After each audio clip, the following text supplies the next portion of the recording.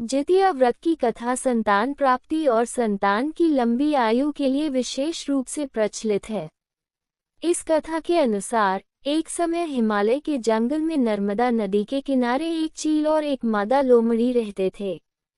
एक दिन उन्होंने देखा कि कुछ महिलाएं व्रत और पूजा कर रही थीं। ये देखकर चील और लोमड़ी के मन में भी व्रत करने की इच्छा जागृत हुई। उन्होंने सोचा कि अगर वे भी व्रत करेंगे तो उन्हें भी पुण्य और आशीर्वाद प्राप्त होंगे। दोनों ने व्रत करने का निश्चय किया, लेकिन उपवास के दौरान लोमड़ी से भूख सहन नहीं हुई। उसने अपने मन में सोचा कि अगर वह थोड़ी सी मांस खा लेगी तो कोई नुकसान नहीं होगा। इसलिए उसने चोरी छिपे एक मरे हुए जानवर का मांस खा लिया और फिर व्रत का पालन करती रही। दूसरी ओर चील ने पूरे समर्पण और निष्ठा के साथ व्रत किया और उसका व्रत बिना किसी रुकावट के पूरा हो गया। व्रत समाप्त होने के बाद दोनों ने अपने अपने जीवन में वापस लौट आए। अगले जन्म में चील और लोमड़ी ने मनुष्य का रूप धारण किया। चील को कई संतानें प्राप्त हुई और सभी संतानें स्वस्थ और जीवित रहीं। दूसरी ओर लोमड़ी को भी संतानें हुईं, लेकिन उसकी संतानों की मृत्यु होती रही।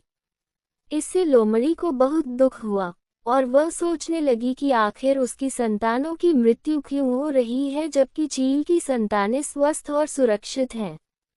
इस दुख और निराशा के कारण लोमड़ी के मन में बदले की भावना उत्पन्न हुई।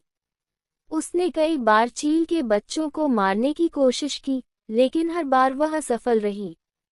चील को इस बात का पता चल गया और उसने लोमड़ी से पूछा कि वह ऐसा क्यों कर रही है।